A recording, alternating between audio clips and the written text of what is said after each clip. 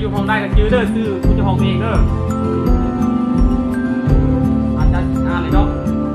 สาธารณรัฐประชาธิปไตยประชาชนลาวปฏิภาคอิสระและปฏิภาคพัฒนาถาวรเนาะ